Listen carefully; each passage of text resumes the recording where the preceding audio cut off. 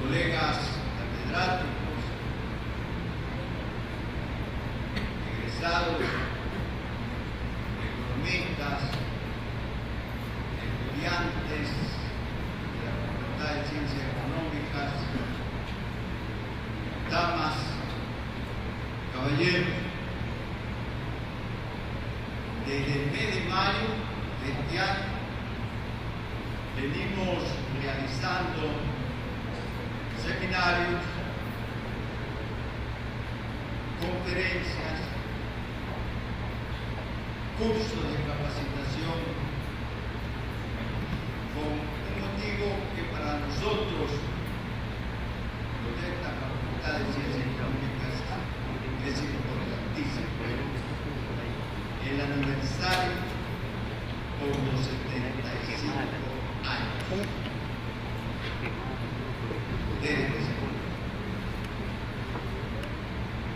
Y hemos visto en cada ocasión la visita de convocados conferencistas que ha dado lugar para que, como en esta noche, se encuentre lleno este salón, este auditorio máximo de la Facultad de Ciencias. En esta noche tenemos una grata visita, y es mucho más grata porque se trata de un colega de cátedra y que ocupa en estos momentos puestos muy relevantes en el gobierno nacional, quien nos había prometido desde hace algún tiempo una conferencia y que se había postergado por sus múltiples ocupaciones, pero que finalmente aquí lo tenemos presente para dictarnos una conferencia que la articulara: la inserción del Ecuador en la economía mundial hacia un nuevo relacionamiento con el capital internacional. Este tema tiene mucho interés porque vamos a escuchar el contenido del mismo, y que no solamente será de importancia para quienes hacemos esta Facultad de Ciencias Económicas, sino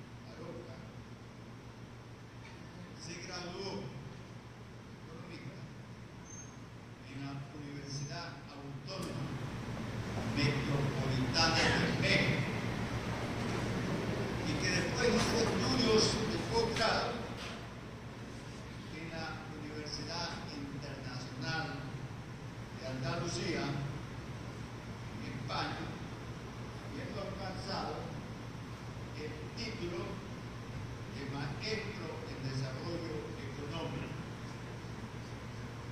Como decía a ustedes, es profesor de nuestra facultad de Ciencias Económicas, pero también ha sido profesor de la Escuela Superior Politécnica de esta ciudad, de la Universidad Autónoma de México, también, de la Facultad de Comunicación de esta ciudad.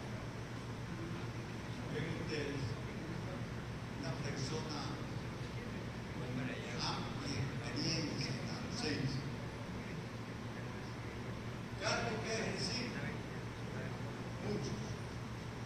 Me remito a los más importantes.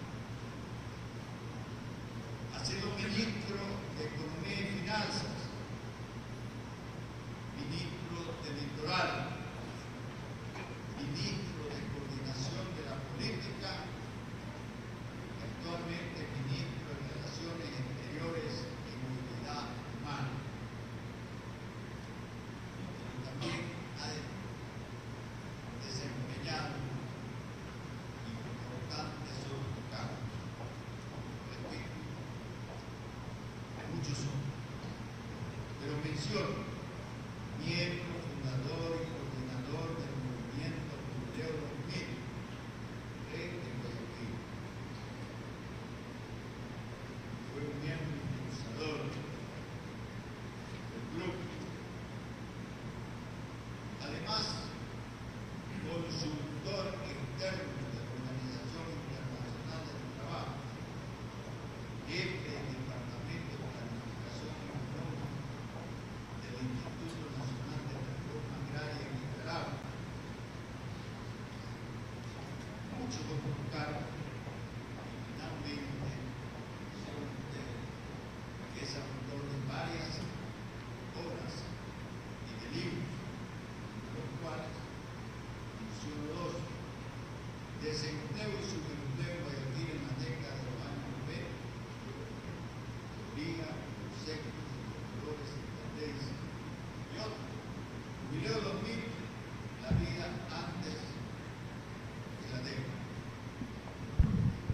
Me he permitido hacer eso. Repito, su currículum es muy extenso, pero no quiero seguir utilizando el tiempo, porque prefiero que lo emplee nuestro distinguido expositor. Entrego los micrófonos al colega ministro de Relaciones Exteriores, invita a ti. Recibámonos con un caluroso.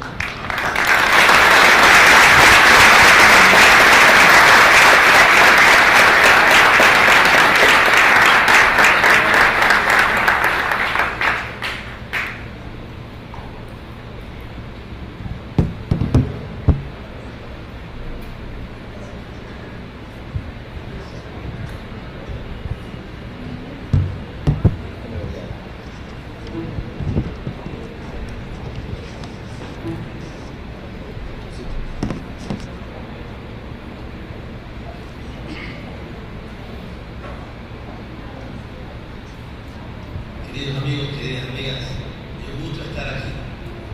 Es un gusto estar aquí después de casi 7 años de haber dejado estas aulas. Di 23 años de clase en esta facultad. Y en el año 2005, cuando el actual presidente de la Comisión de Finanzas me invitó a acompañar al Ministerio de Finanzas, y desde ahí no volví más. Pero ahora lo hago con muchísima satisfacción. De verdad, tenía muchas ganas de estar acá, de estar en mi facultad, en clase 23 años. Y espero, cuando deje esta función pública, volver a casa, si me lo permite su decano y el rector de la universidad. Así es que en esta ocasión, esta noche, queremos conversar con ustedes sobre la política internacional del Ecuador. Comenzaremos haciendo también algunas reflexiones sobre la política interna, sobre los resultados de una gestión de gobierno que está por cumplir 7 años, y también con la proyección internacional del Ecuador. Quiero agradecer de manera muy especial la presencia de la compañía acá del rector de la universidad, el encargado de la universidad, el decano, de un asambleísta muy destacado de la provincia, del jefe político del cantón que representa a la gobernadora, de los miembros del Consejo Directivo, del representante del Consejo Provincial y del prefecto, de todos ustedes por tener la oportunidad, por ofrecerme la oportunidad de conversar acerca del desempeño de la política internacional del Ecuador, pero también de sus resultados en el Ecuador en estos casi 7 años de gestión. Quiero decirles que una de las actividades, de las funciones que señalaba Miguel Ángel al inicio de esta presentación fue la de trabajar en Nicaragua. Cuando triunfó la Revolución Nicaragüense en 1979, después del triunfo, yo había ya terminado mi carrera universitaria, no me habían dado el título, ni me interesaban las formalidades, tampoco me interesa mucho ahora. Y me fui a trabajar a Nicaragua. Yo creo que fue el mejor aprendizaje que tuve. Estudié mucho en la universidad. Me acuerdo que perdí 3 puntos en toda la carrera universitaria. Sabía mucho, muchísimo, pero pura teoría. No sabía nada de la realidad. Nos pasamos en los cuartos, en la academia, en los salones de clase, aprendiendo todas las teorías, las diferencias, las opiniones, los debates del más alto nivel que en el mundo se producía en aquella época. Pero cuando uno llega a la práctica se entera de la verdad, de la realidad, y eso es muy importante. No sé cómo esté ahora después de 7 años que he dejado esta facultad, pero ojalá estemos aprovechando los tiempos de los estudiantes no solo para enseñar teoría, sino también para aprender el desempeño de la economía real.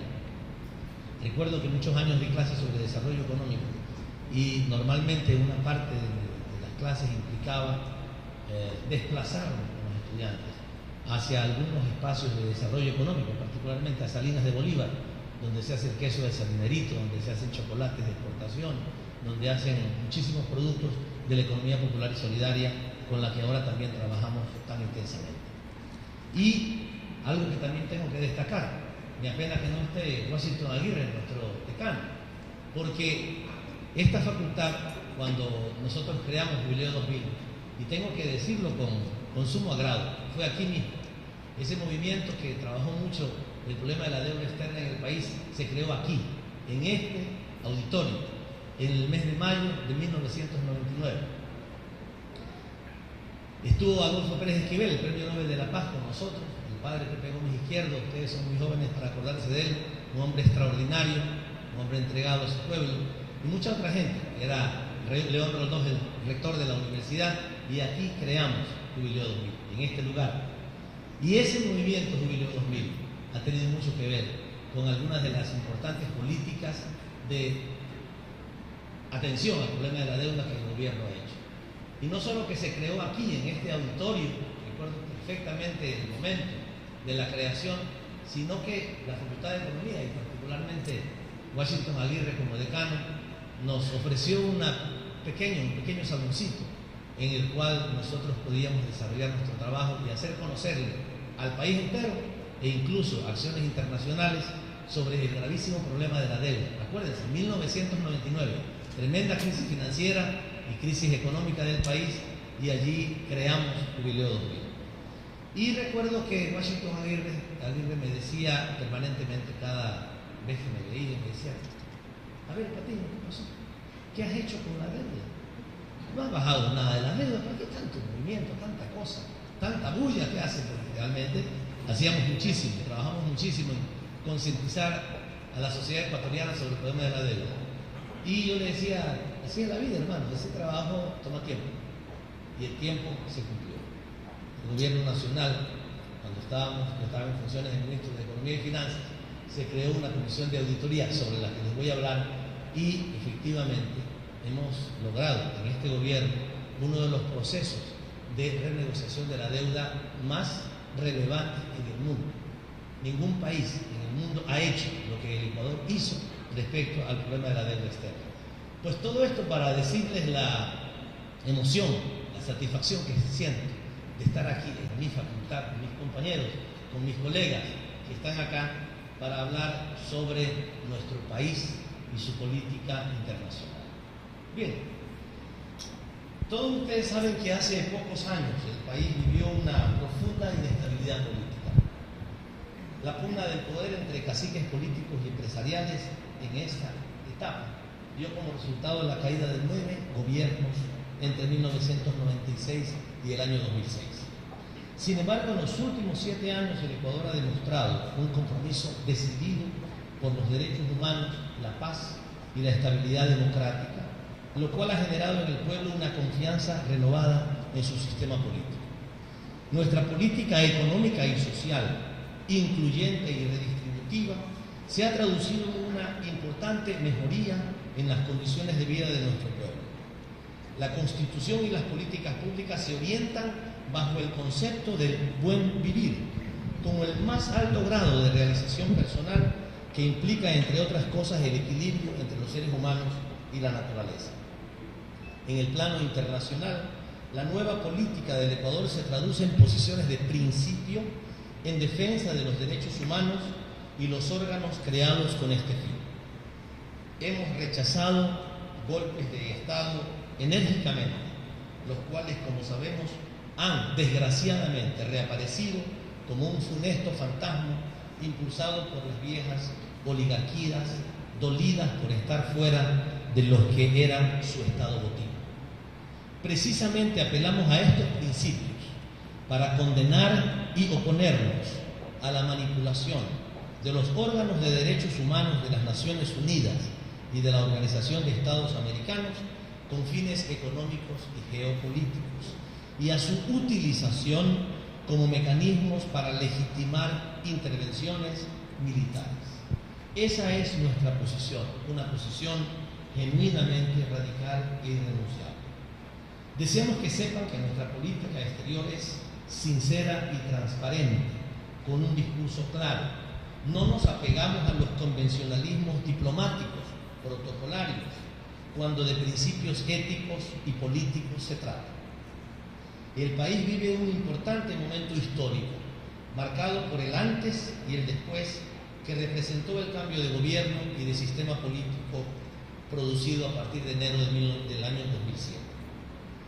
A partir de este momento se han impulsado una serie de cambios estructurales en el Estado, en la gestión pública y en las políticas económicas, ambientalistas, sociales y culturales que han logrado movilizar a la población a través de un apoyo mayoritario a un gobierno, apoyo nunca antes visto en la historia reciente.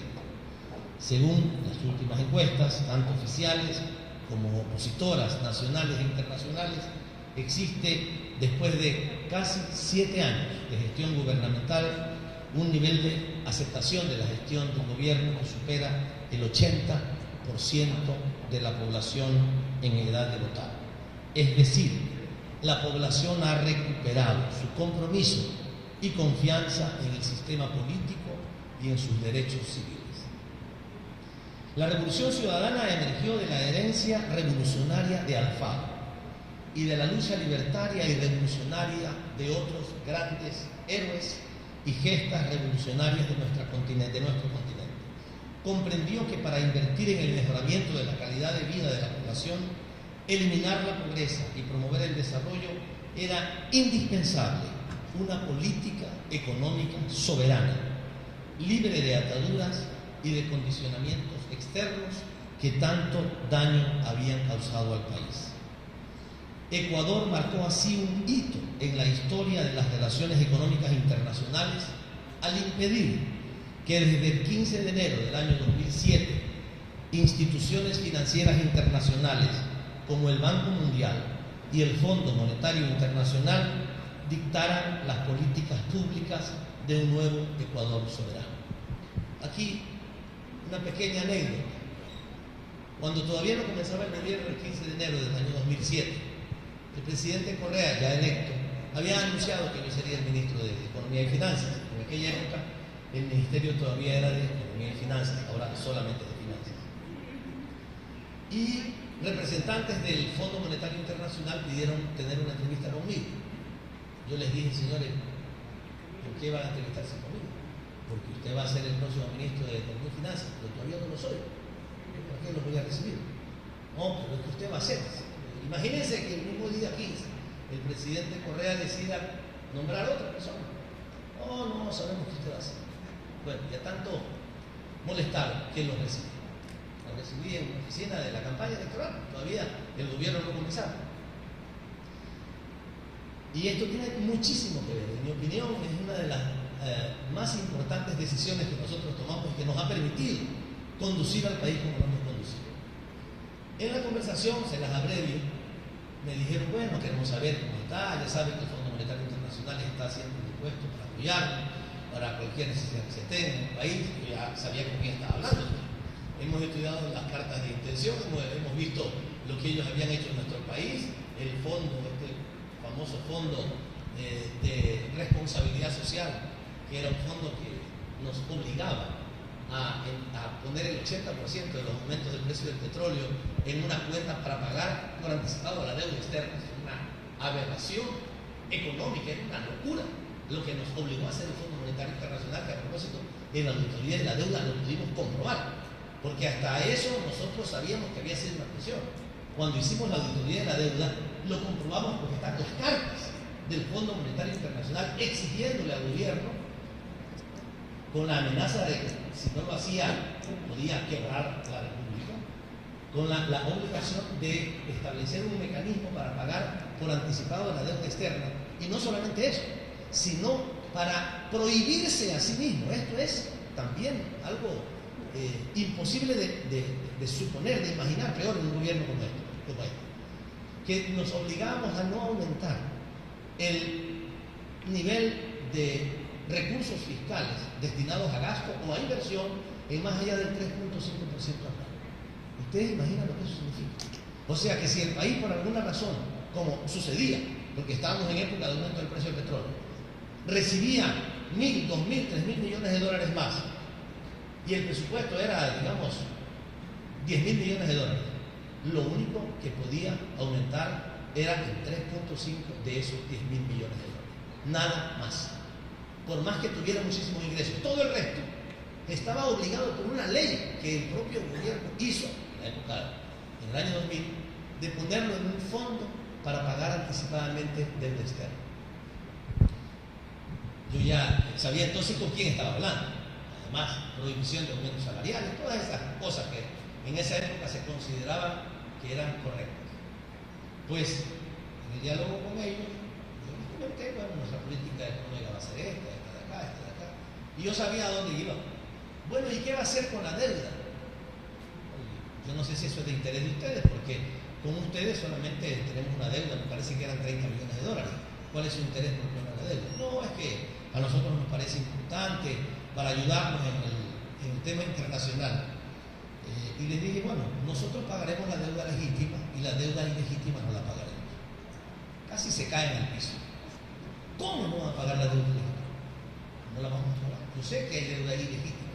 Tal vez no sea ilegal, pero es ilegítima. Hay muchas cosas que en este país han sucedido, como la suprematización de la deuda, como las renegociaciones de la deuda, el origen de la deuda, una deuda de gobiernos ilegítimos, de gobiernos dictatoriales. Eso en teoría internacional se llama deuda odiosa, de tal manera que haremos una auditoría de la deuda. Miren ustedes que recién estábamos en enero del 2007, no había comenzado el gobierno, pero yo sabía lo que íbamos a hacer. Y esa deuda ilegítima no la pagaremos. Bueno, fue suficiente para que comenzaran a ponerse nerviosos, se miraban unos a otros y me dijeron lo que acostumbran a hacer: amenazar y chantajear a los gobiernos. Todavía no éramos un gobierno y yo lo hacía. Y me dijeron, mire, usted sabe, diplomáticamente, usted sabe lo que puede suceder a nivel internacional. Les van a detener los buques con el petróleo, les van a tomar las cuentas, a embargar las cuentas internacionales. Creían que estaban tratando con una criatura, seguramente, ¿no?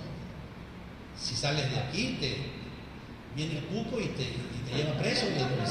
Eso es lo que ellos creían que me iban a hacer. Y de verdad que ya ya no aguanté las ganas y les dije, miren, cuando yo les acepté esta entrevista, la acepté sabiendo que posiblemente íbamos a llegar a este punto, pero ustedes se han adelantado. Yo pensé que tal vez en una segunda reunión iban a decir esto, pero en la primera me parece una grosería. Así que esa puertita por la que entraron les va a servir para que salgan. Por favor, se van y espero no volverlos a ver más. Y se fueron y no los volvimos a ver más. Ese, compañeros queridos, creo que es el más importante paso que nosotros dimos. Haber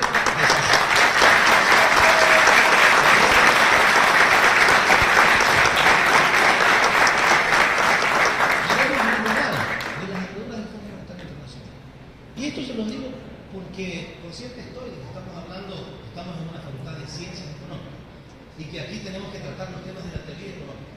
Pero no existe teoría económica sin la definición del poder político. La teoría económica, y vamos a conversar algo de esto en el camino de la exposición, no se puede explicar si uno no entiende los temas que tienen que ver con las fuerzas políticas que dominan un país. Porque eso define el presupuesto del Estado, eso define las políticas públicas, eso define la política financiera, eso define todo. Y por tanto, era fundamental para esta gente hacerles notar que con nosotros no iban a tener posibilidad de influir en nuestra política internacional. La auditoría integral de la deuda, realizada entre el año 2007 y 2008, confirmó muchas de las injusticias que ya alertaban muchos movimientos sociales en lucha por una salida justa al problema de la deuda. Los indicios de ilegalidad y de ilegitimidad encontrados en la auditoría sirvieron a nuestro gobierno para emprender un proceso de recompra de esa deuda al 35% de su valor nominal aproximadamente, lo que significó que con una inversión de aproximadamente 950 millones de dólares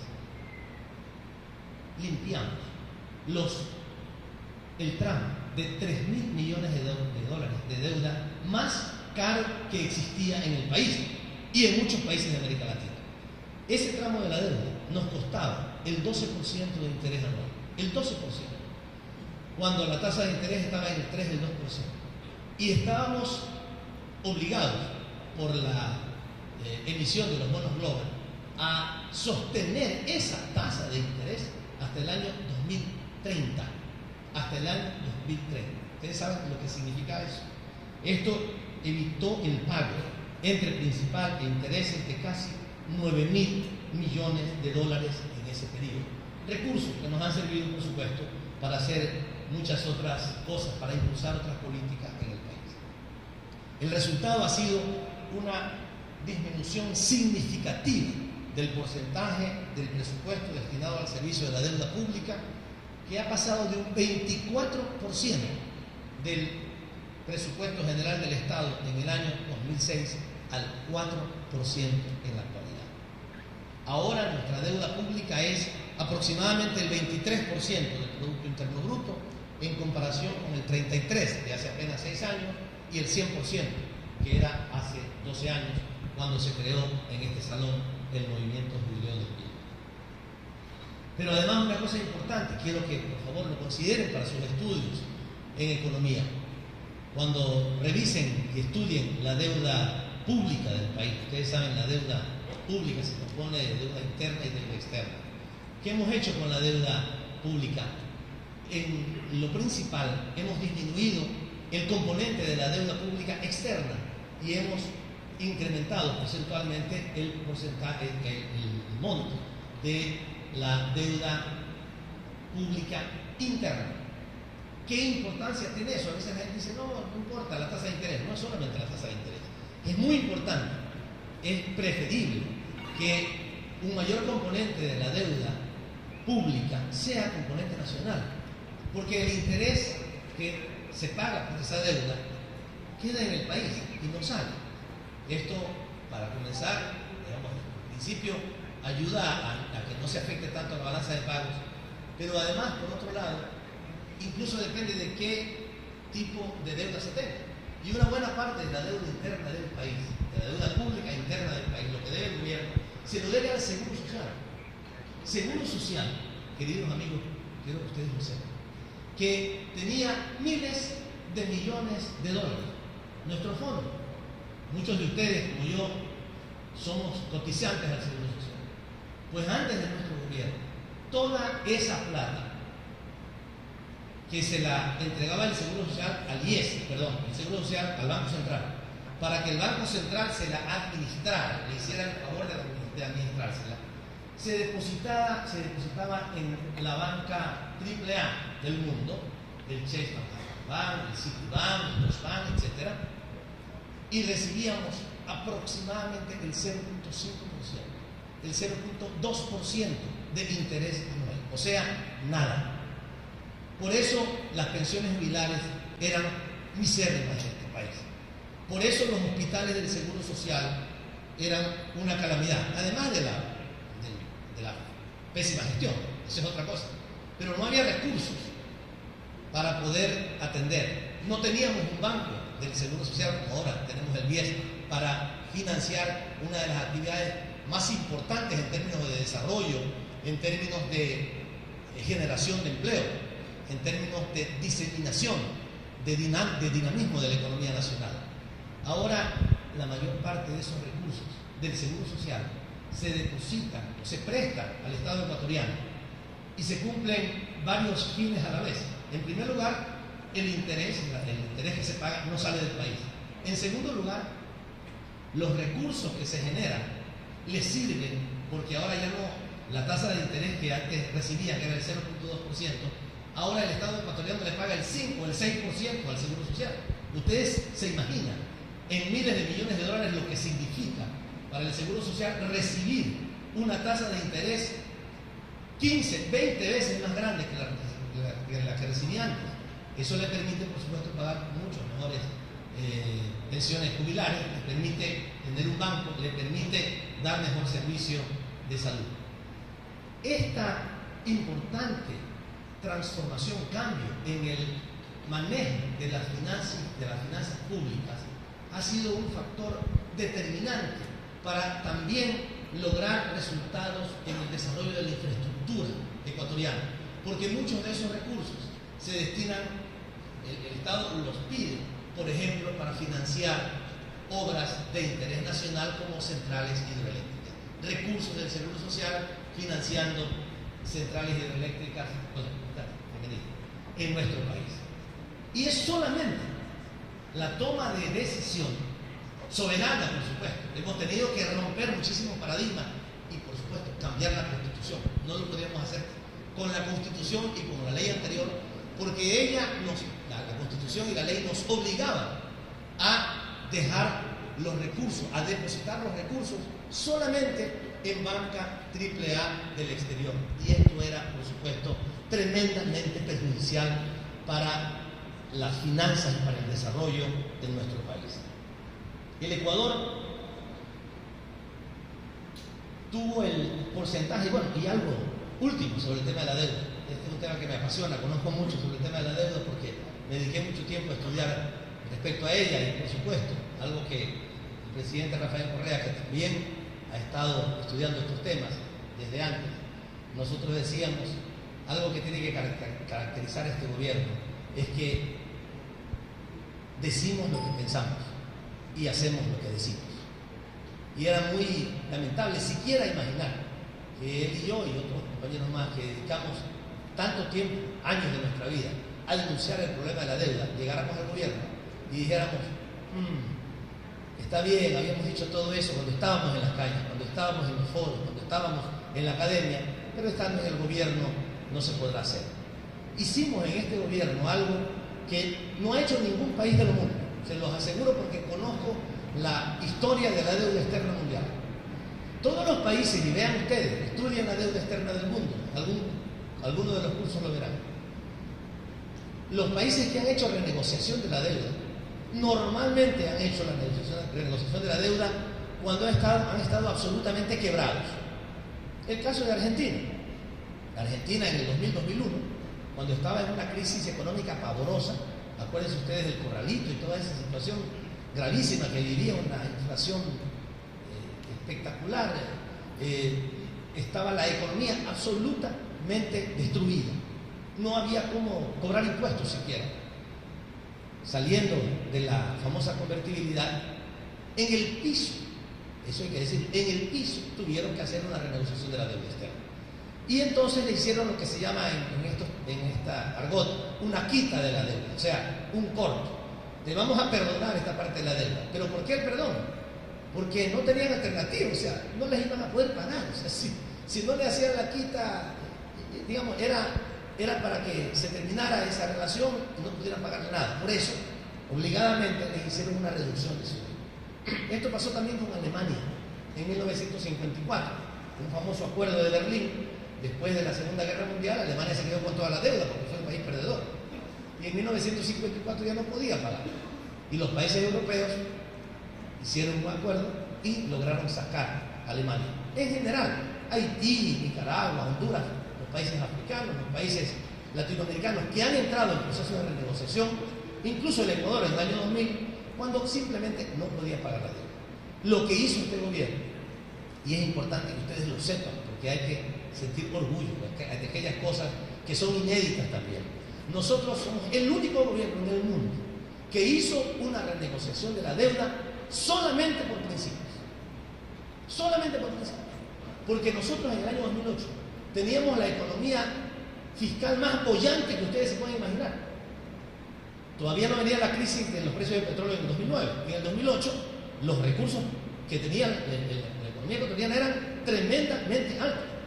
Tan altos eran que nos dimos el lujo de comprar en efectivo esos 3.000 millones de dólares de deuda con solo 900 millones de dólares. O sea, nosotros hicimos una quita de la deuda de prácticamente de casi el 70% de la deuda más cara que estaba señalada en bonos global, teniendo una economía absolutamente boyante desde el punto de vista fiscal. Lo que nos preguntaban los tenedores de la deuda es: ¿por qué no la pagan? Porque no se la merecen, señores. Por lo que ustedes hicieron con este país. Yo fui presidente de la Comisión de Auditoría de la Deuda durante un año, a pesar de que dejé el Ministerio de Finanzas, continué a cargo de la presidencia de la Comisión de Auditoría de la Deuda, con algunos expertos nacionales e internacionales, y al término de la misma presentamos, recuerdo que en el auditorio del CIESPAL, esta información al país del presidente Correa. Después de eso, daba vergüenza pagar ese tramo de la deuda. Y por eso, solo por principios, por eso lo dije al principio de mi conferencia, por principios, porque había que defender la dignidad de este país, dejamos de pagar esa deuda y obligamos a los tenedores internacionales a entregarnos esos papeles en apenas el 30 o 32% de su valor. Este resultado, queridos amigos, ha sido fundamental para lograr los éxitos que después hemos podido hacer como consecuencia del ahorro que le hemos hecho al Estado de estos recursos. Y, insisto, no son ahorros que se quedaban aquí, eran ahorros, eran recursos que salían de nuestro país. Pero esto nos ha permitido impulsar una serie de políticas que, sin esto y otras medidas, no habría sido posible hacer. Son indicadores, quiero decírselos brevemente, que realmente son absolutamente inéditos en la historia reciente del país. El desempleo abierto bajó del 8% en el 2006 al 4.5% en la actualidad. El subempleo es uno de los mayores lastres de la economía ecuatoriana, que se ubicaba en el 57% al inicio de nuestro gobierno, ahora es del 40%. 14 puntos en un periodo de gobierno. En suma, lo que se llama la ocupación plena pasó del 36%. Se define la ocupación plena como aquellas personas que tienen trabajo, y que pueden trabajar aproximadamente 8 horas al día y además de eso ganan al menos el salario mínimo vital. Pues se ha aumentado esa ocupación plena, que siempre se mantenía en alrededor del 55, 57 y 60%, al 40% en este periodo. Un salto espectacular que, sin embargo, por supuesto, no debe eclipsar la ingente labor que aún queda en este terreno. No obstante estos datos, que de por sí son extremadamente positivos, pero lo son aún más si constatamos que simultáneamente a esta disminución considerable en el desempleo y disminución considerable en el desempleo y en el subempleo, al mismo tiempo se produce una escalada impresionante del salario real de los trabajadores. Salario real que tradicionalmente durante muchísimo tiempo, décadas, se mantuvo subiendo y bajando en aproximadamente el 60 o 70% de la capacidad de compra de una canasta básica. La capacidad de compra de una familia típica ecuatoriana alcanzaba en aquella época, antes de nuestro gobierno, el 67% del valor de la canasta básica. En algunos momentos había bajado y subido, pero nunca llegaba al 70%. O sea, nunca el salario mínimo de una familia ecuatoriana llegaba a más del 70% del valor de la canasta básica. Ahora, en estos días, esa misma familia ecuatoriana puede adquirir con el salario mínimo vital en el Ecuador el 99% de la canasta básica. Estamos hablando de el comportamiento paralelo, simultáneo, de una disminución sustancial del desempleo y del subempleo y al mismo tiempo de un aumento significativo del salario real de los trabajadores. Esto, por supuesto, según estas cifras, la teoría económica más convencional ha sufrido una tremenda derrota en nuestro país.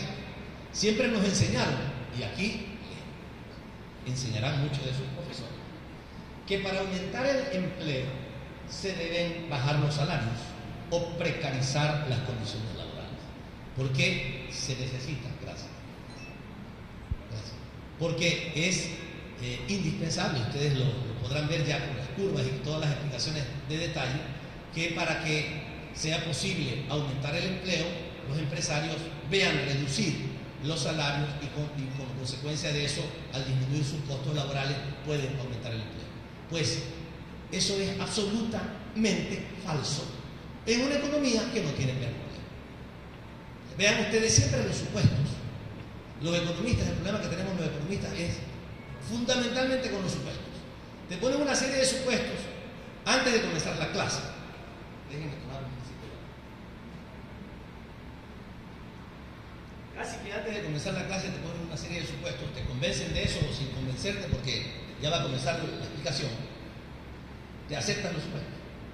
Y entonces uno se maneja, la opinión pública, los empresarios, el gobierno se maneja siempre con esa información que sale de nuestras aulas. Que para queremos aumentar el empleo, está bien, sí, pero disminuyamos los salarios, porque si no, no puede lograrse las dos cosas simultáneamente. Eso pudiera tener algún sentido en una economía con pleno empleo.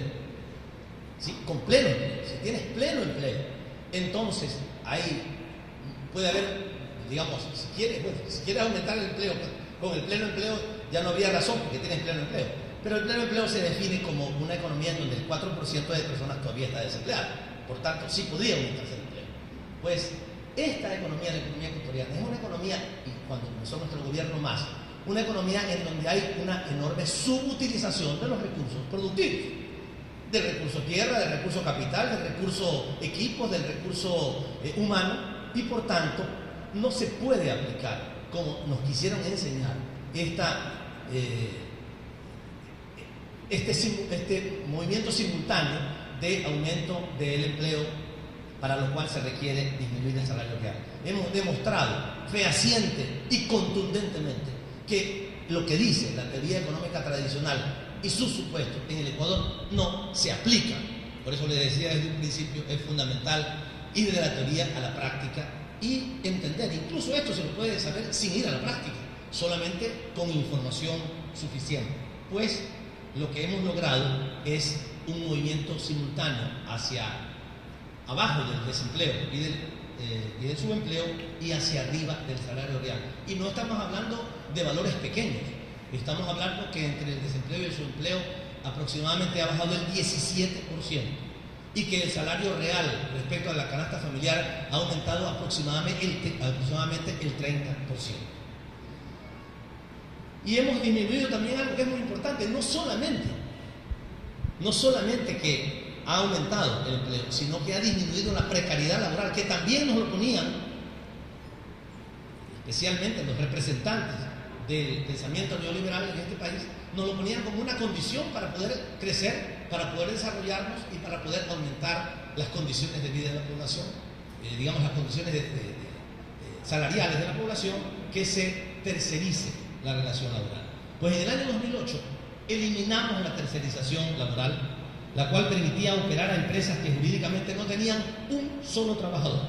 Todo esto para no tener la obligación de afiliar a sus trabajadores al Seguro Social, para poder pagar salarios de hambre, negándoles además el 15% de utilidades que la legislación ecuatoriana les concede como derecho, y especialmente para impedir el ejercicio del derecho a la organización sindical. Amigos y amigas, hasta el año 2006 el Ecuador era un país en el que a las trabajadoras domésticas se las mantenía bajo un régimen legal infrahumano. Su salario promediaba los $80. Ustedes algunos tal vez no se acordarán. Esto sucedió al principio del gobierno. Mientras el salario mínimo legal para los trabajadores en general se decía, o sea, había que decir, estos son los trabajadores privilegiados y las empleadas domésticas son los trabajadores absolutamente discriminados. El salario del resto de trabajadores era $160, o sea, era el doble del salario de las empleadas domésticas. El horario de trabajo sabíamos lo que era, no se pagaban una sexta, no se tenía derecho a sobresueldos y tampoco era obligatoria la afiliación al Seguro Social. Los medios de comunicación que hoy atacan al gobierno nunca denunciaron esto. Por supuesto, era normal. La empleada doméstica tenía que ganar la mitad del trabajador regular. Imagínense, ¿qué significa ser empleada doméstica? Sino un trabajo muchísimo más grande normalmente que el de los trabajadores, digamos, de una oficina o de una fábrica. No les importaba a los medios de comunicación, sus dueños estaban en un gobierno haciendo otras cosas. En este año, en el 2013, y después de 6 años de gobierno, la situación de este importante segmento de la población ha cambiado radicalmente. Su salario mínimo es el mismo que el de los trabajadores en general, tienen derecho a sobresueldos, es obligatorio el pago de las horas extras y también su afiliación al Seguro Social. El impacto de estas reformas ha beneficiado a 62.000 familias que vivían en extrema pobreza antes. Y la población afiliada a la Seguridad Social en general en este país, y hemos tenido que tomar medidas duras porque es necesario que un gobierno sea suficientemente firme para cambiar las estructuras que un país tiene. Pero antes de nuestro gobierno, apenas el 25% de la población estaba afiliada al Seguro Social. Hoy es el 41% de la población. En el sector salud, los cambios que se han producido han sido extraordinarios, no voy a detenerme en eso. En educación, me quiero detener solamente un poquito. Estamos viviendo hoy algo que era impensable hace mucho tiempo aquí en este país. Ayer esta universidad fue intervenida. Y ustedes están aquí, estamos conversando sobre lo que pasa en el país. ¿Pero por qué fue intervenida? Porque hay que mejorar la calidad de la enseñanza en este país. Porque hay que corregir los errores que se han cometido. Las políticas de gratuidad y excelencia nos han permitido lograr grandes resultados. Algunos que tienen que ver con el tema social.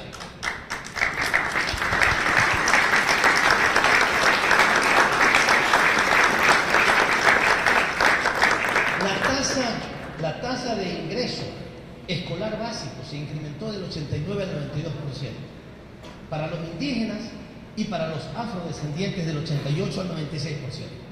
Ese aumento ha sido fundamentalmente por la gratuidad de la enseñanza básica. Antes se decía, no, pues son $25 que tienen que pagar las personas cuando entran al colegio, a la escuela. Pues una persona que tiene 5 hijos, una familia que tiene 5 hijos, tiene que pagar $125, cuando el salario mínimo vital era $150. Tenía que pagar $125 cuando entraban sus hijos a la educación pública. Y además tenía que comprarle los útiles escolares, y tenía que comprarle el uniforme, y tenía que comprar todo lo necesario para que los niños, por supuesto, los chicos no iban a clase. Y este aumento significativo en la matrícula del sector de la educación básica tiene que ver con esa política de gratuidad. Pero no podemos quedarnos solamente con la política de gratuidad, sino tenemos que trabajar en el mejoramiento sustancial del sistema educativo. Quiero hacer referencia a algo que también es inédito. ustedes saben, por mi trabajo tengo que pasar por todo el mundo. Y he preguntado, hasta ahora no encuentro, un país que se haya dado el lujo de cerrar 14 universidades en un día. Solo Ecuador ha hecho 14 universidades. Es decir, han cerrado las dictaduras, ¿no? Pero por otras razones. O sea, hay dictaduras que han cerrado universidades por política. Ustedes saben, cuando este gobierno cerró esas universidades, le puso un sello afuera que decía por falta de nivel académico. Y esto es una política absolutamente responsable. No podemos, y esto lo dice el presidente Correa regularmente cuando estamos trabajando, gabinetes, etc. Lo peor que puede hacer alguien es tratar de contentar a todos. Si usted quiere contentar a todos, hace un trabajo absolutamente mediocre. Porque las cosas que están mal, alguien las está haciendo mal y usted se lo perdona, se lo facilita, le acepta las excusas y todo va a funcionar mal. No tenemos que contentar a todos, tenemos que hacer lo que tenemos que hacer. Y la política de mejoramiento del nivel académico, no solamente en la educación básica, sino en la educación superior y universitaria, es fundamental. No es posible avanzar al desarrollo si no logramos un importante cambio, transformación y avanzamos hacia la excelencia educativa, hacia la excelencia universitaria. Hemos recorrido muchos países amigos, muy queridos de nosotros, que hacen universidades de cualquier tipo. Aquí había universidades de garaje, alguien tenía un garaje y tenía unas oficinas atrás y tenía amigos en la asamblea y hacía universidades. No hemos permitido que se cree una sola universidad, porque no necesitamos más universidades, necesitamos tener buenas universidades. Y estamos creando, pero con un criterio de absoluta excelencia, 4 universidades. Y las estamos creando desde el principio, con los más altos estándares y niveles de excelencia académica, que como ustedes conocen, son la Universidad Yachay, que es una ciudad del conocimiento, que va a estar en Imbabura, la IQIAM, que es una universidad internacional amazónica, para estudiar la extraordinaria biodiversidad de ese fantástico laboratorio natural que tenemos en la Amazonía. Vamos a crear la Universidad Nacional de Educación. Por todos lados se formaba educadores, lastimosamente, sin buen nivel académico. Cualquiera, así aquí en la universidad, hay una facultad que formaba educadores, por allá un instituto formaba, por todos lados se formaban educadores. ¿Qué nivel tenían esos educadores? No siempre eran buenos. Quiero ser respetuoso. Había muy buenos personas que eran muy estudiosas y salían bien preparadas, pero había una muy buena parte que salía muy mal preparada. Pues estamos creando una Universidad Nacional de Educación. Y también algo que es fundamental para la vida de una sociedad, que es la Universidad de las Artes, que tendrá su sede en Guayaquil. Pero antes se creaban universidades de la nada, simplemente se tenía un buen contacto en el Congreso, te aceptaban, así como se creaban cantones sin cumplir los requisitos, se creaban universidades de la noche a la mañana. Pero algo muy importante para las universidades, que también implica una disminución de los niveles de discriminación que existía en nuestro país como consecuencia de esta política de gratuidad, que insisto, no es gratuidad con mediocridad, es gratuidad y excelencia a la vez. Hemos aumentado el ingreso de personas indígenas del 33 al 40% es la tasa de ingreso general de los sectores indígenas a la educación superior, y de los sectores, de 33 al 40% en general, de los sectores indígenas es del 9 al 14%, y de los pueblos afro ha subido del 14 al 26%. Esto es una verdadera política inclusiva que puede permitir realmente construir una sociedad distinta y democrática en el futuro, porque tenemos todos las oportunidades. La mejor manera de construir democracia es asegurar el acceso universal, gratuito, a una educación excelente en nuestro país. Yo no me voy a poder detener más en algunos indicadores como el del trabajo infantil. 450.000 niños han salido de las calles en este periodo, los derechos a las personas con discapacidad, el trabajo de Lenín Moreno, que ha sido realmente extraordinario, y pasar a lo que ya tiene que ver fundamentalmente con la política exterior. El Ecuador ha trabajado mucho en una política migratoria que atiende no solamente a aquellos que son desplazados del conflicto entre los principales ámbitos de nuestra acción en política migratoria, no solamente a las personas que salen del conflicto armado de Colombia y que son recibidas en nuestro país como refugiados. Tenemos 56.000 refugiados, somos el país de América que tiene más refugiados que todos los demás países.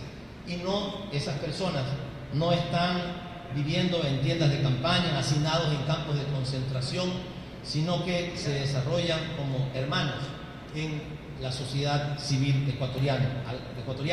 A lo largo de la geografía nacional, hoy ellos llevan a cabo diálogos de paz en Colombia, lo cual por supuesto es una noticia maravillosa para nosotros y para toda América Latina. Son muchos entonces los logros de este proceso de transformación, de revolución ciudadana.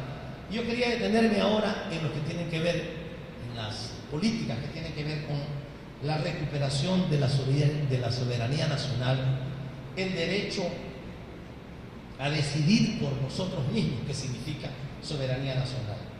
Hemos volteado la vista que teníamos puesta al norte, fuera de nuestros intereses y fronteras culturales, para ver ahora también al sur, al este y al oeste. América Latina, ustedes conocen también, en esta universidad y en esta facultad se enseña integración, la integración latinoamericana, la integración andina. ¿Cuántos años hemos estado dando vueltas de tumbo en tumbo en la integración latinoamericana? Estábamos de espaldas un país hacia el otro país y todos viendo hacia arriba. A veces teníamos oportunidad en Disney World de llevar a nuestros hijos, de vender rosas, flores, camarones en Estados Unidos y en Europa, y parecía que el mundo no pasaba de ahí. O sea, esa era la política, una política que yo digo castrante, castrada, cercenada, mutilada, una política internacional que se quedaba allí. Es decir, aquí lo fundamental era tener buenas relaciones con Estados Unidos y con Europa. Y la inversión que esos países tenían con nosotros era mínima, sigue siendo mínima. Los niveles de crecimiento de nuestras exportaciones a esos países eran muy limitados, nos ponían una serie de restricciones y dificultades. Y eso es lo que nosotros hemos recibido por estar desatentos a nuestra región y también al resto del mundo. Hemos incorporado nosotros una visión moderna de las relaciones internacionales, lejos de la bipolaridad que partió al mundo en dos hasta principios de la década de los 90 del siglo pasado. La multipolaridad es la característica fundamental de los tiempos globales. Por eso hemos dado prioridad a la integración de bloques regionales de las Américas en el resto del mundo. La integración, queridas compañeras y compañeros, es la tesis fundamental de nuestra política exterior. Y no es una tesis que se nos ocurre solamente, es que es indispensable en un mundo globalizado, por supuesto, generar una política de integración que permita enfrentar los retos mundiales, no solitos, sino en forma conjunta.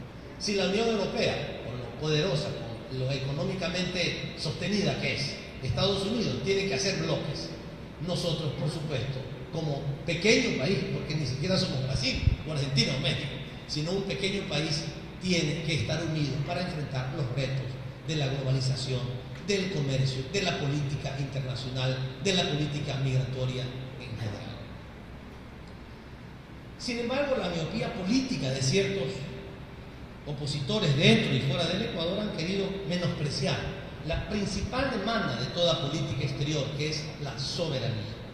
Nosotros hemos asumido ante el pueblo del Ecuador y ante los pueblos del mundo el derecho a decidir soberanamente los alcances de nuestra política exterior. No tenemos por qué seguir actuando como espacios subalternos de otros poderes, ni tenemos por qué continuar con una diplomacia que correspondía a viejos modelos de relacionamiento subordinado. Después de casi 7 años, podemos decir que el Ecuador existe en el concierto global, porque ha comprendido la lógica de unas relaciones internacionales distintas, dinámicas, móviles y soberanas. Quiero poner también aquí un pequeño paréntesis para decirles que cuando llegué a la Cancillería en enero del año 2010, me encontré con cosas impresionantes. Acostumbrado yo a ser disciplinado en mi trabajo, a organizar las cosas siempre con un sentido de los resultados, etc. Cuando llegué tenía que hablar con... Uno llega y la dinámica existe, o sea, uno llega y las cosas están en marcha. Entonces, una de las primeras cosas, un viaje al exterior. El ministro tiene una delegación de las personas que tienen que irse a un evento por temas de discapacidades. Bueno, ¿quiénes van a ir? Van a ir estas personas, y esas personas que saben de discapacidad no saben nada. ¿Y entonces por qué van? Porque son miembros del servicio exterior, son diplomáticos. ¿Y qué van a hacer allá? Allá van, pues, representación del Ecuador. ¿Qué van a decir? Ahí van. Tienen que ir. Van a ir a hacer más.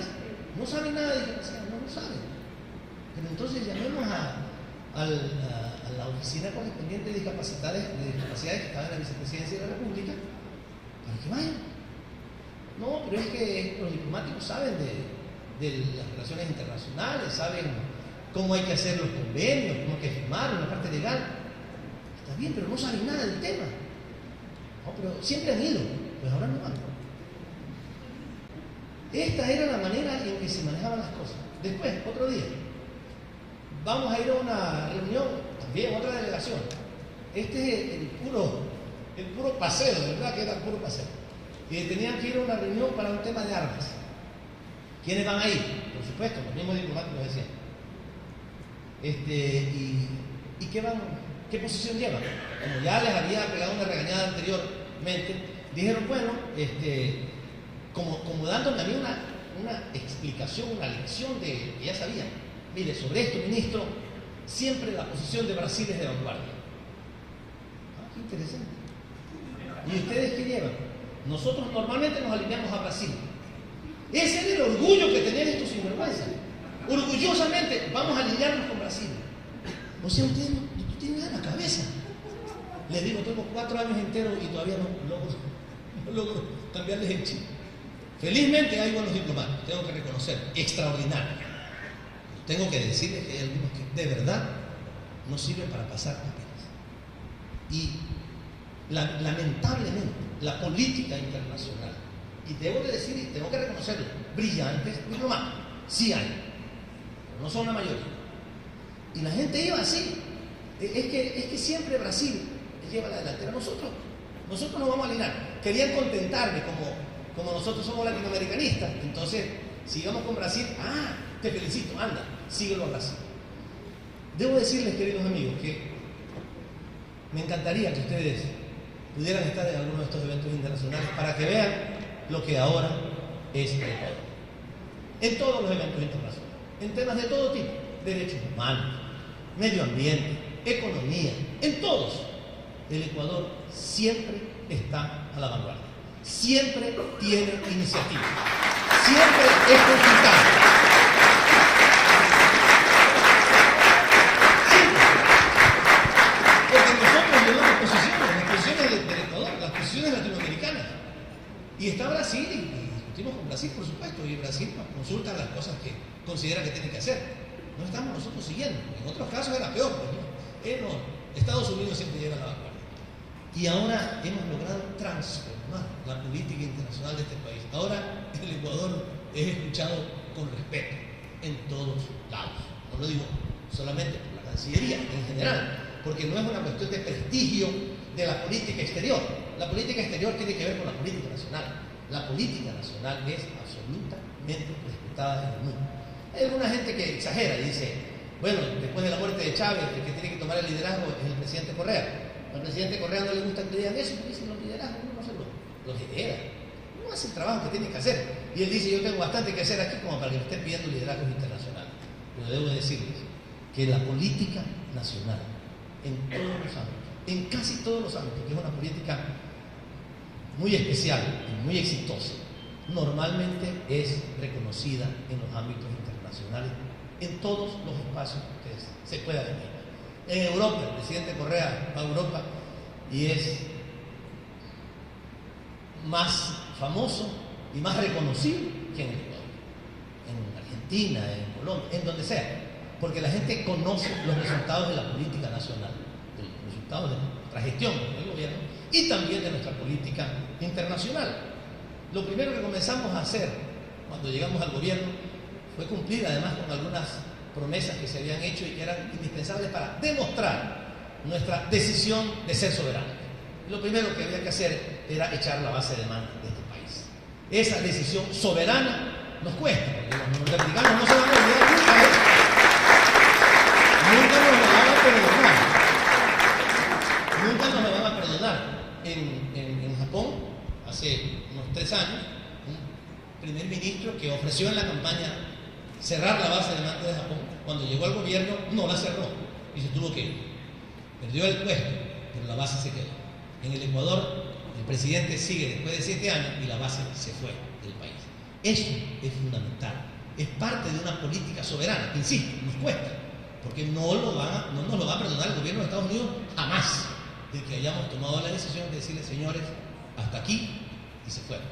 Después de eso, algunas otras cosas que ustedes se recordarán, la salida de algunos funcionarios de la embajada norteamericana, que eran los que designaban a los jefes de la Policía Nacional. Ustedes se pueden imaginar eso. Tal vez ustedes no se acuerdan, porque eso lo hicimos al segundo año del gobierno. La Policía Nacional tenía jefes, especialmente los jefes de inteligencia y de narcóticos, que eran designados por los agregados militares norteamericanos en la embajada de Estados Unidos. Ellos los designaban, no formalmente, por supuesto, no firmaban, no hacían una firma, pero ellos decían, este tiene que ser. Cuando el presidente Correa tomó la decisión de él designar, que a eso le corresponde, digamos, y a través del jefe de la policía, los norteamericanos, la embajada norteamericana dijo que cómo era posible, pero sí, cómo era posible que hayan designado a un jefe de la policía sin consultar con ellos, cuando eso era lo que así se hacía, lo que se hacía en este país siempre. Y como se designó a alguien que a ellos no les gustaba, ¿saben qué hicieron? Se nos llevaron las camionetas de la policía, se las cogieron y se las llevaron a un patio, a un garaje, y nos quitaron las computadoras. Así, de la policía se las cogieron y se las llevaron a la embajada. Por supuesto, expulsamos a 2 de esos funcionarios de la embajada, que no volvieron más, y no hubo reciprocidad ni siquiera del gobierno de los Estados Unidos, porque sabían lo que habían hecho. Y eso sucedió. Después, la señora famosa, que también se metió demasiado sus narices aquí en el país, al que también le dijimos que tenía que regresarse. Todos estos elementos tienen que ver con una política soberana. Si un país no se hace respetar, lo basurean en el mundo, queridos amigos. Y esta es una de las razones por las cuales nosotros tenemos la posibilidad de emprender con la frente en alto, la política internacional de nuestro país. La gente sabe que este país se hace respetar. Pero hay que recalcar algunos puntos que tienen que ver con la ciudadanía universal y con el derecho internacional como norma de conducta, para lo cual demandamos nosotros la democratización de los organismos internacionales. Una pelea, por supuesto, de largo plazo, muy difícil. Y también la equitativa participación de los estados al interior de estos organismos internacionales, propiciando otro modo de ejercer la política exterior. Lo que sucede ahora es simplemente inaceptable. Y nosotros, como Quijotes, hemos comenzado a dar una pelea. Y estamos planteando cambios en la conformación de la institucionalidad de las Naciones Unidas. Ustedes pueden explicar por qué 5 países del mundo tienen derecho al veto para todas las decisiones más importantes que se tomen en el mundo. ¿Por qué? Ustedes dirán, bueno, porque es un país grande. También que sea grande, pero ¿por qué? Porque tiene derecho al veto. O sea, ¿por qué si Palestina debe ser un país, un Estado reconocido internacionalmente y todos los países del mundo, excepto 2, no quieren que sea Estado? Todos los demás países quieren que sea Estado. ¿Por qué si todos los países del mundo, excepto 2 o 3, quieren que se termine el bloqueo que tiene Estados Unidos desde hace 50 años contra Cuba, no se puede terminar porque hay un país, hay 5 países que vetan cualquier decisión importante. Revisen, por favor, lean la Carta Fundacional de las Naciones Unidas y verán allí que hay 5 países que las decisiones fundamentales pueden obstruirlas, ni siquiera las decisiones, sino hasta que se las trate. Y la Asamblea General de las Naciones Unidas es un organismo para conversar. Entonces todos estamos ahí. Vamos, damos un discurso. El presidente Correa fue al primero y nunca más fue. Porque además es desagradable. Miren ustedes, yo estoy hablando con ustedes y todos me están viendo, estoy contento, estoy comunicándome con ustedes. Vayan algún día a las Naciones Unidas. Es una cosa desalentadora. Cuando ustedes ven las noticias, no ven, pues hay todo el mundo que está. Sí, pero los primeros discursos. Y al día siguiente, que le toca a los países pequeños, no hay nadie. O sea, es una cosa gigantesca de 200, hay muchas masillas, ¿no? Pero la representación de todos los países del mundo. Y no hay ningún presidente, ningún ministro. Ponen alguna persona ahí, el responsable del manejo financiero de la embajada, o algún chofer, alguna persona que esté ahí sentado para que no se vea el letrero del Ecuador y nadie atrás. Entonces dejan a alguien ahí para que se siente. Y los presidentes tienen que darle un discurso a esa gente que no les hace el más mínimo caso. Además, cuando están hablando, están conversando con otra persona, están chateando, están haciendo cualquier cosa. El presidente Correa fue pues, contento al 2007. Y cuando habló, se dio cuenta que no había nadie, que nadie le paraba la más mínima bola, el más mínimo cuidado. Nunca más voy. Yo cada año lo quiero convencer de que vaya. No, y los diplomáticos le dicen, pero qué importante, presidente, qué importante. Es que la repercusión internacional que sale en los medios. Para comenzar, no sale en ningún medio internacional lo que diga uno de nuestros presidentes. De repente sale alguna cosa, pero por un pedacito que sale en un periódico vamos ahí. Ahí lo importante es lo que diga China, Rusia, Estados Unidos, Francia y Reino Unido. Y ustedes se pueden explicar por qué el Reino Unido tiene un puesto permanente en las Naciones Unidas, en el Consejo de Seguridad de las Naciones Unidas, y tiene derecho a veto.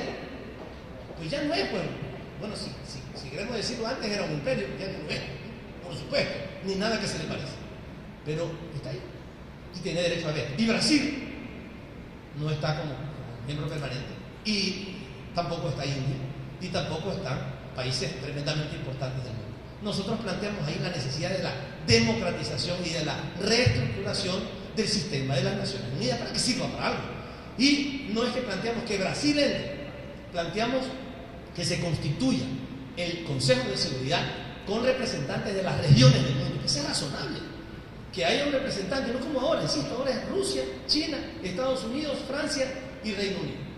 No tiene ninguna lógica. Se pudo haber tenido una lógica de los vencedores de la Segunda Guerra Mundial, pero ahora no tiene sentido. Lo que tendría sentido es que haya una representación de Asia, una representación de África, una representación de América Latina y el Caribe, una representación de América del Norte, una representación de Europa. Estamos hablando entonces de una racionalidad en el manejo de la política internacional. Sabemos que esto va a costar años, a lo mejor nunca lo veremos, pero tenemos que trabajar en eso porque es fundamental para que de verdad las políticas internacionales y el desarrollo de la paz en el mundo pueda generarse. Sin duda son otros tiempos y otros rumbos en la política externa del Ecuador, otros rumbos que nos permiten informarles a ustedes cómo se han consolidado las relaciones con los países vecinos, como UNASUR, cómo UNASUR se ha convertido en un referente regional. Este era un sueño, el sueño de Bolívar, que después se acrecentó cuando se creó hace menos tiempo la Comunidad de Estados Latinoamericanos y Caribeños, o CELAC. Pero la constitución de UNASUR, ¿por qué se produce?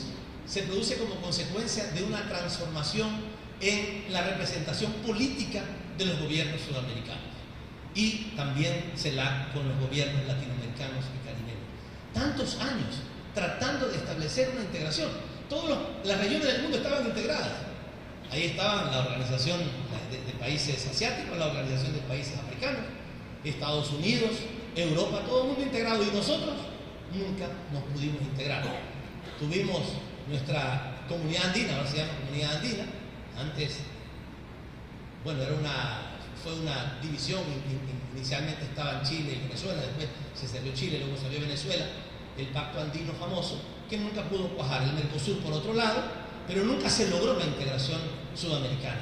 Y nosotros tuvimos la oportunidad, el privilegio de formar parte de toda esta discusión para la conformación de la Unión de Naciones Suramericanas, que ahora está cumpliendo un rol muy importante, con algunas deficiencias, lo reconocemos, y con algunas debilidades, pero un rol políticamente importante en el mundo.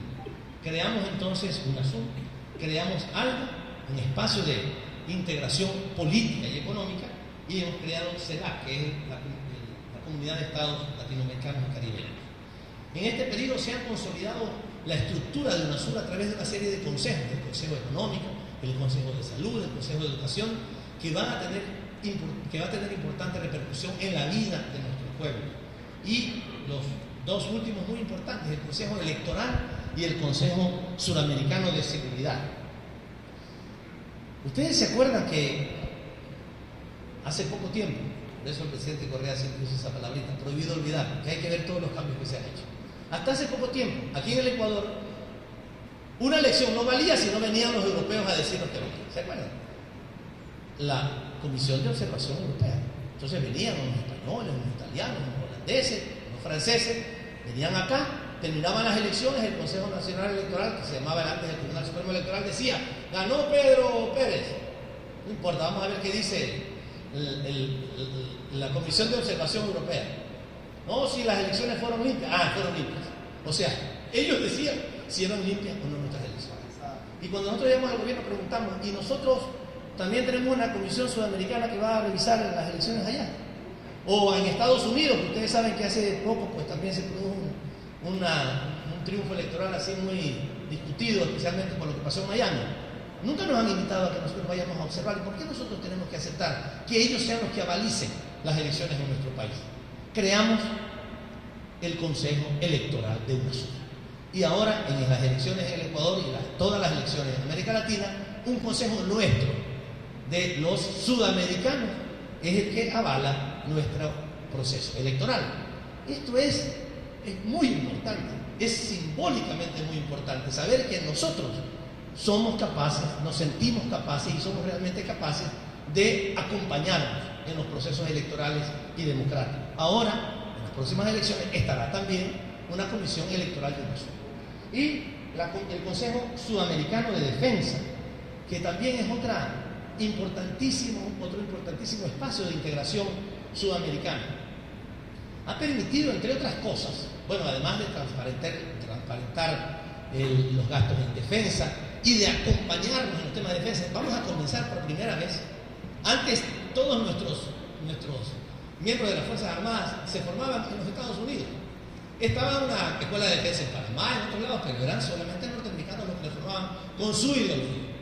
Ahora estamos planteándonos la formación de una escuela de defensa sudamericana, de una escuela de formación de nuestros ejércitos con la política de defensa de nuestra región. Ni siquiera eso teníamos. Para todo teníamos que ir al gran país del norte para que nos diga cómo teníamos que hacer las cosas. Y ustedes saben las cosas que se enseñaban allá. Lo hemos visto ahora, hemos tenido que ya prácticamente, bueno, hemos prohibido, por supuesto, desde hace algún tiempo que vayan a formarse allá. Catálogos, manuales de tortura, que lo hemos visto vergonzosamente, cómo se tortura a la gente.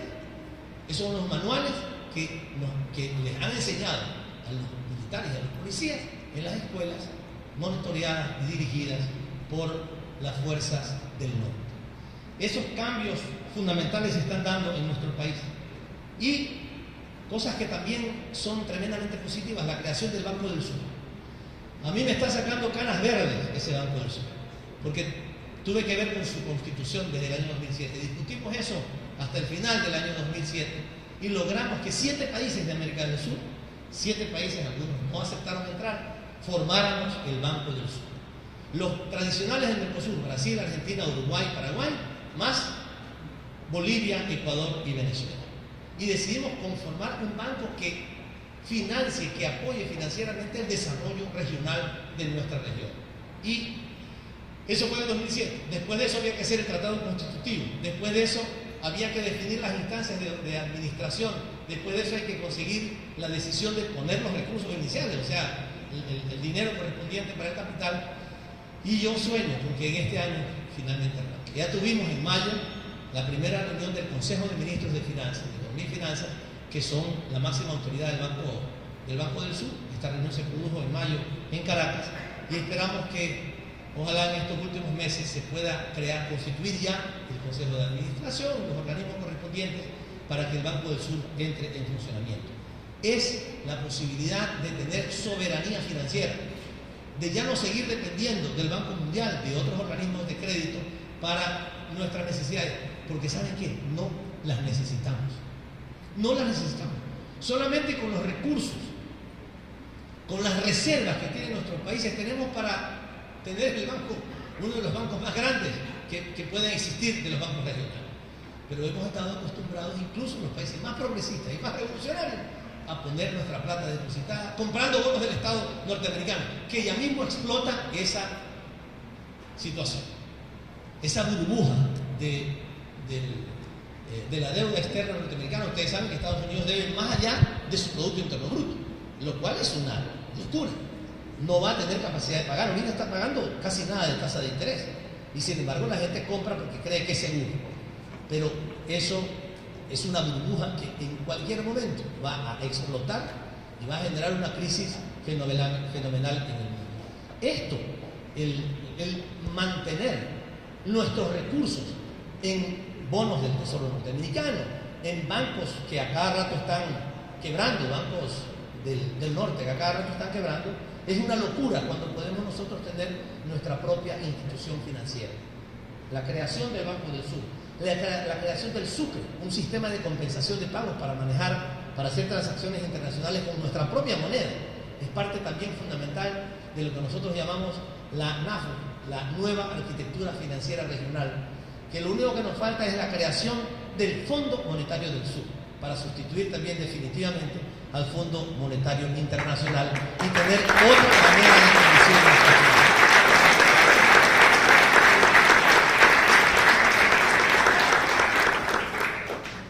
Y hay otros temas que son muy importantes, desde el punto de vista político, pero también desde el punto de vista económico. Ayer teníamos sesión de gabinete, hoy tuvimos sesión de gabinete. Pero ayer tuvimos una sesión para tratar los temas del plan anual de inversiones. Y un tema fundamental que parece que no tiene implicaciones económicas es haber logrado cerrar definitivamente la definición de nuestras fronteras con Colombia y con Perú. Décadas enteras de tenerle miedo a tomar decisiones.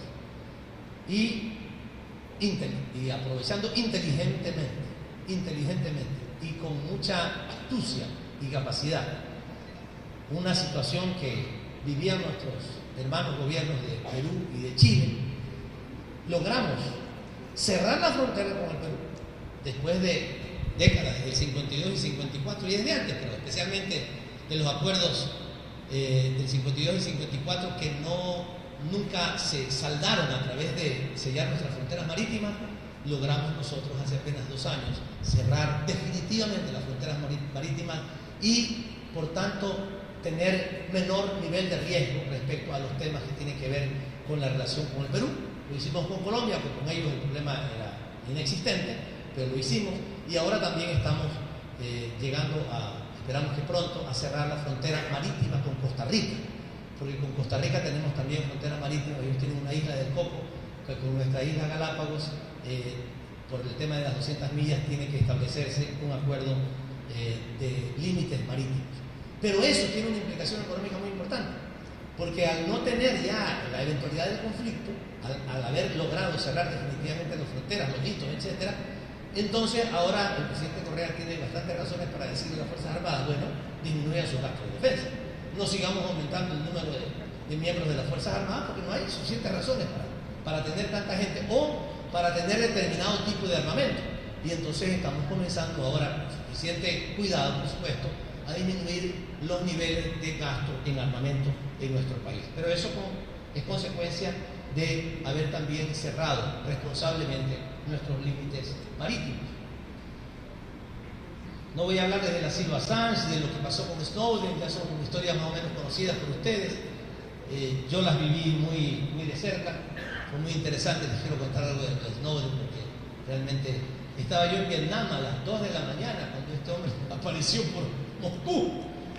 Nosotros le habíamos dicho que estábamos en la disposición de analizar su pedido de asilo político, pero eso fue tremendamente importante para él, porque ningún país hasta ahora le había dicho eso.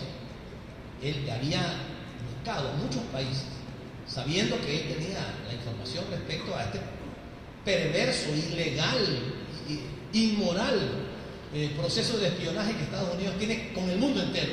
Cada día sale alguien, levanta la voz. Ahora recién la canciller Merkel de Alemania, ayer, le digo, ¿cómo es posible que amigos somos, pero yunta? A mí, en mi teléfono personal, ¿cómo me van a hacer eso? Dice la señora Merkel. Lo hicieron con todos. Hace una semana creo, el expresidente Felipe Calderón, el expresidente de México, imagínense, un expresidente por Twitter le dice, canciller Antonio Mérez, que fue ministro de él también, se quedó en este gobierno nuevo, por favor, exprese mi más rotundo rechazo al hecho de que durante todo mi gobierno Estados Unidos ha estado espiando al gobierno mexicano. Hasta ahí podemos llegar. ¿Por qué? Porque no manda la justicia en la política internacional, sino que manda el poder. Por eso es tan importante empoderarse regionalmente, para que nos comiencen a escuchar. Si no nos empoderamos regionalmente, si no constituimos y fortalecemos nuestras instancias regionales, que incluso aunque sean así, el poder militar y económico normalmente manda, pero otra cosa es que vayamos logrando esta consolidación en la política internacional. Les decía, a 2 de la mañana, la información de que este hombre llegó. Habíamos dado alguna declaración nosotros de que estábamos dispuestos a analizar el pedido de asilo. Y bueno, esto sorprendió al mundo entero, porque si lo habíamos dado a Assange, se lo habíamos dado a Snowden también. Y teniendo que conversar, ese famoso, ¿se acuerdan? Documento que se le entregó a él para que se movilizara, realmente fue un pretexto de este gran país asiático para podernos sacar de encima y mandarlo a otro sitio. Y a esa hora tener que estar conversando con el vicecanciller ruso en inglés con traducción. ¿Se imaginan la complicación? A las 4 de la mañana en un hotel en Vietnam, para tratar de protegerlo a este hombre, porque si no lo protegíamos ya no existiría. Se lo llevaban a los Estados Unidos y ustedes saben lo que ahí le pudo haber pasado. Solamente que se lo llevaran a esa cárcel que tienen en Guantánamo y ya sabríamos qué le podría haber pasado a Snowden. Snowden está vivo por la política soberana del Ecuador. Pero sepan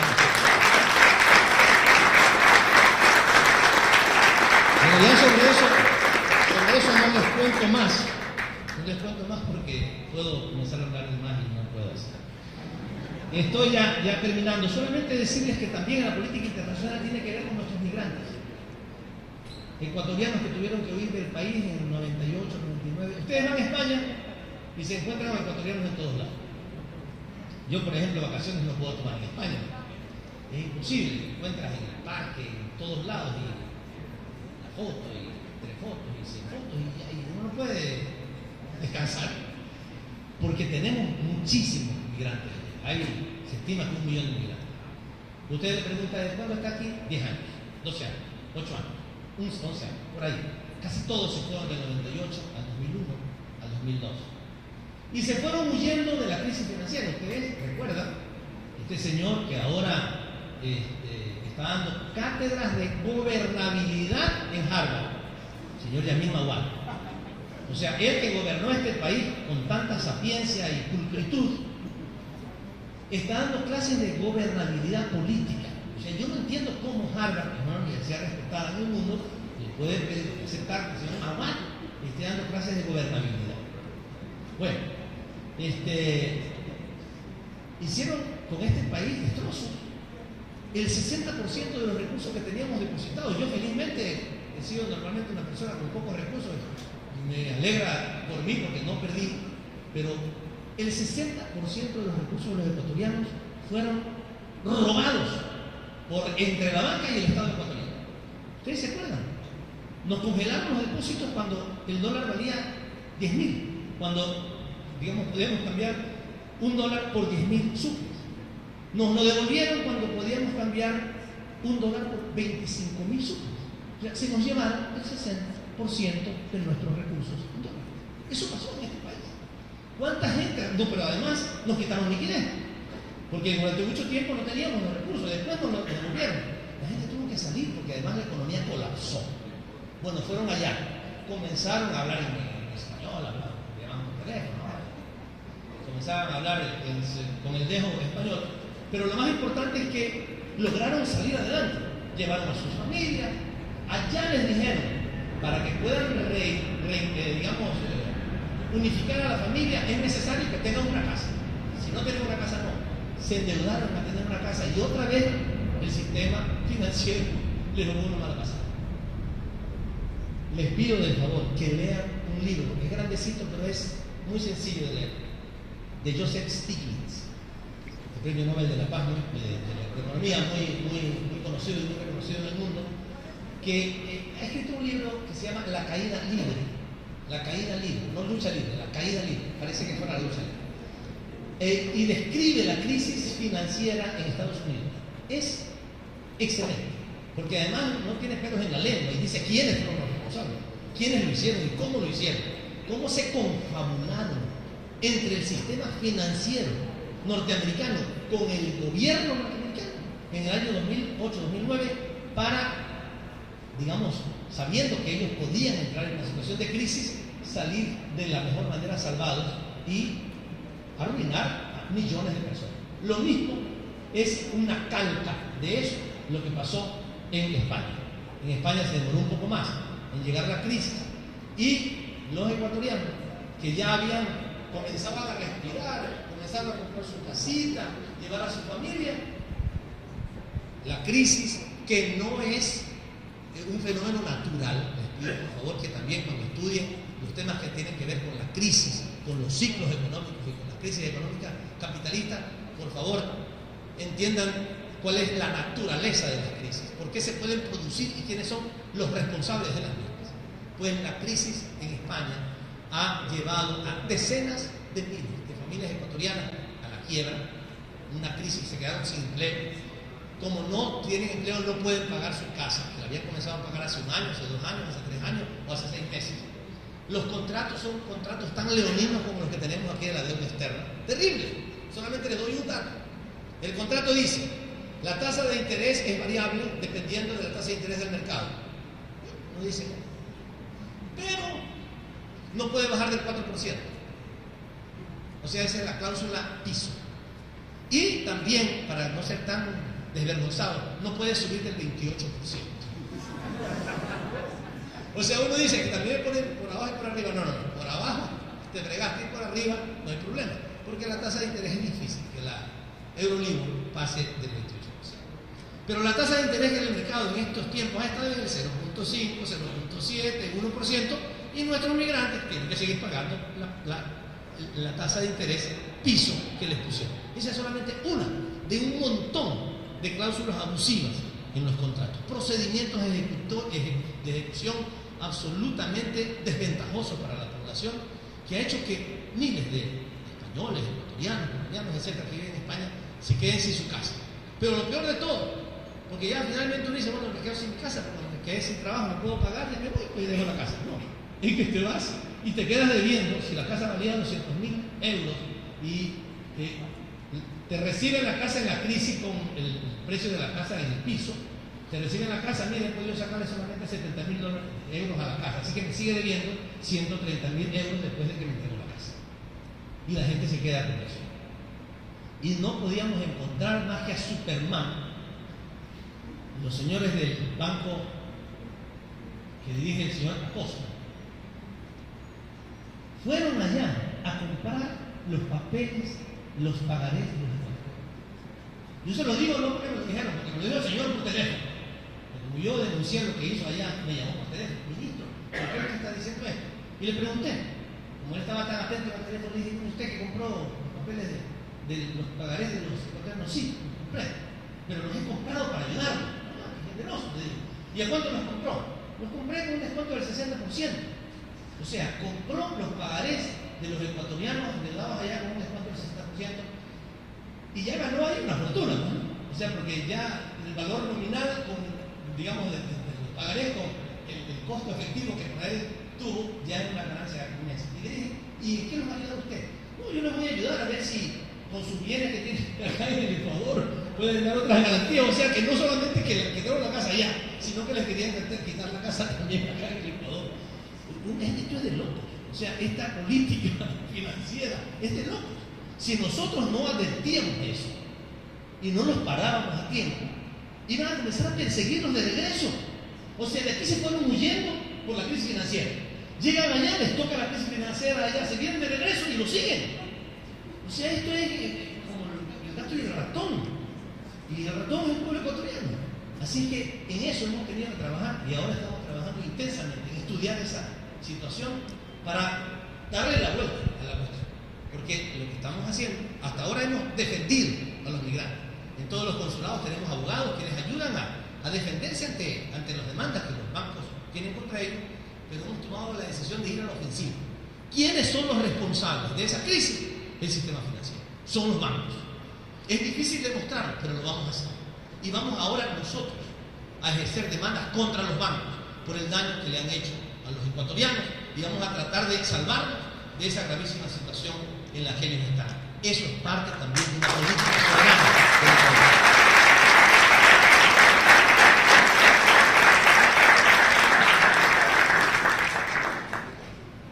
Temas que tienen que ver con el comercio exterior, ya no me voy a detener en eso, pero ustedes saben, los tratados de libre comercio, en nuestra opinión, no son una salida para el desarrollo del país. Estamos muy de acuerdo con el comercio internacional, hay que hacerlo, pero no cualquier cosa. Los tratados de libre comercio lo que dicen es, aquí están las puertas abiertas, las ventanas abiertas, se puede destruir la economía nacional perfectamente. Nosotros estamos creando otras condiciones. Ahora, por el tiempo no lo voy a poder explicar con detalle, pero esa es otra de las cosas que la política internacional de nuestro país ha tenido. No solamente nos oponemos a las cosas, creamos lo que hay. O sea, hemos dicho que el Fondo Monetario y el Banco Mundial le han hecho un pésimo servicio a nuestros países. Pues no decimos que se muera el Fondo Monetario y el Banco Mundial, no. Los mandamos al diablo, sí, pero creamos el Banco del Sur y creamos el Sur. No estamos de acuerdo con los tratados de libre comercio. Bueno, nosotros hemos hecho un formato que le hemos llamado ACD, Acuerdos Comerciales para el Desarrollo, que es nuestro formato para las negociaciones internacionales.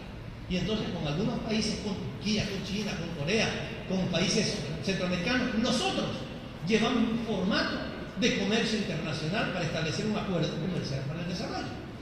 Y lo mismo pasa con los tratados bilaterales de protección y promoción de inversiones que nos chantaron en la década de los 90 con estos gobiernos vendepatria que en este país había, porque no puede ser otra cosa, no puede pensarse de otra manera. En toda la década de los 90 se firmaban tratados bilaterales de protección y promoción de inversiones que son una vergüenza. O sea, es como que alguien le diga a usted, mire, yo voy a entrar en su casa y voy a arreglarle el baño. Ya está bien, ¿cuánto me cobra tanto? Sí, pero si cuando yo entro usted va a usar el baño, pues yo me tiene que pagar. Y si me lastimo en algo, me paga el triple. Y si cuando tengo que irme, usted me da de comer, le hago una demanda y me le llevo a la casa. O sea, así. Esos tratados bilaterales de protección de inversiones son un verdadero saqueo para nuestros países. Solamente para ponerles un ejemplo y comparar además nuestra posición respecto al tema de los derechos humanos. Si alguien de ustedes, una empresa, procede de una tal manera que le afecta sus derechos humanos, por ejemplo, lo despide porque su piel es negra, usted quiere hacer un reclamo, tiene que ir necesariamente a todo el sistema judicial ecuatoriano, hacer una demanda por discriminación, y si no gana el juez, o el juez tiene que ir al tribunal, si no, tiene que ir a apelar al Tribunal Superior, a la Corte Nacional de Justicia, y después a la Corte Constitucional, y después de eso puede ir a los tribunales internacionales de derechos humanos. Pero si hay un problema con el capital, no tienen que hacer nada. Se van derechito a los tribunales internacionales de arbitraje, que son en gran medida representantes de los consejos de accionistas de las empresas transnacionales. Eso son una gran parte de esos organismos. De ahí tenemos el caso de Chevron, el caso de Oxy. Chevron, con Texaco, que contaminaron la Amazonía. Oxy, que violó la ley del contrato que firmaron con el Estado ecuatoriano. Y después de eso, después de que esas cosas hacen, nos demandan ante los organismos internacionales y normalmente nos ganan. Estamos entonces, ¿qué hemos hecho para responder ante eso? Además de defender a nuestro Estado, como lo estamos haciendo y ustedes lo saben, hemos creado también un formato de convenios internacionales para el desarrollo. Ustedes van a escuchar en adelante esto: ACD, Acuerdos Comerciales para el Desarrollo, y CID, Convenios Internacionales para el Desarrollo, para que podamos tener nosotros una opción distinta de establecer relaciones económicas con el conjunto de países. Bueno, quiero terminar solamente diciéndoles algo que también a mí me llena de orgullo, porque creo que ser ecuatoriano es ser plenamente ecuatoriano. En un acto histórico, en abril del año 2012, incorporamos a la carrera diplomática a 70 nuevos funcionarios. Y en este año a 100 más, seleccionados por primera vez a través de un concurso público, transparente, inclusivo y equitativo. Un concurso que ha honrado la meritocracia y ha marcado la ruptura con esquemas excluyentes y discriminatorios, con prejuicios raciales, machistas y elitistas que caracterizaron a la diplomacia del pasado, que les tiraban las puertas contra las narices a los indígenas, afroecuatorianos y montubios, quienes nunca pudieron siquiera presentarse a una postulación para ingreso a la carrera diplomática. Son personas de diversos orígenes sociales y culturales. Cuando yo llegué a la Cancillería había un negro y un indígena. El negro, el afroecuatoriano, pasaba papeles y la indígena servía el café en el despacho del ministro. Eso era la plurinacionalidad y la interculturalidad que existía en la Cancillería. Hoy tenemos aproximadamente el 16% de la nueva promoción de miembros de la carrera exterior que son afrodescendientes, el 26% son indígenas y el 12% son cholos y montubios. Y son gente muy preparada. No es que les hemos dado los puestos de trabajo. Es que antes de nuestro gobierno las puertas estaban absolutamente cerradas. Era impensable siquiera que un indígena fuera a concursar. Lo veían. ¿Qué hacía aquí? Yo por primera vez fui a la Cancillería cuando la señora ministra era la señora Nina Pacari, en el gobierno de Lucio Gutiérrez, por el tema de Jubileo 2000. Fuimos a pedir una audiencia. Pedí la audiencia por teléfono. Un amigo mío trabajaba ahí en la secretaría. Y le dije, bueno, consigue una cita, sí, perfecto. Hermano, pero tienes que venir con corbata. Yo no uso corbata normalmente, hermano. Te dejan pasar si no vienes con corbata. Nina Pacari, no era Nina Pacari la responsable. El protocolo, ¿no? Tenía que ir con corbata, me tuve que comprar una corbata para ir a la Cancillería. Ahora felizmente no es necesario. Pero les digo, la Cancillería era un espacio así como elitista, ¿no? Machista y digamos, donde un pequeño grupo de personas y de familias manejaban y controlaban todo. La secretaria privada del presidente Correa 7 veces quiso entrar a la Cancillería y nunca pudo, porque no era presidente, Argollo de la Cancillería. Y ahora tampoco son mis amigos, esos 170 personas que entraron, creo que conozco a uno o a dos. Entraron por mérito, por concurso, con acción afirmativa, por supuesto, del gobierno, pero respetando esa condición de plurinacionalidad y de interculturalidad que tenemos. Esa gente que está ahí, en muchos casos tienen estudios de 4º nivel y estudios superiores, tienen experiencia muy importante en una serie de temas que tienen que ver con las relaciones internacionales y con el comercio internacional, y nos representan ahora sí. Nosotros tenemos una verdadera representación de la nacionalidad ecuatoriana en el servicio exterior. No saben el orgullo que tengo cuando llego a la Cancillería y veo personas con sus ponchos y personas ataviadas con la característica cultural, con la identidad cultural de nuestro pueblo, en la Cancillería ecuatoriana. E insisto, porque tenemos el prejuicio que si una persona es indígena y tiene poncho, seguramente no está preparada. Quisiera que ustedes conocieran el nivel de formación que tiene esa gente. Es un orgullo para nosotros. Lo que pasa es que antes los caminos estaban cerrados para ellos. La Revolución Ciudadana, queridos amigos, cambió la hoja de ruta de la política exterior ecuatoriana. Ya no somos más un país servil de intereses ajenos. Somos una nación que abre sus puertas con libertad y generosidad, y somos una nación que toca las puertas del mundo con propuestas e ideas innovadoras para el presente y el porvenir.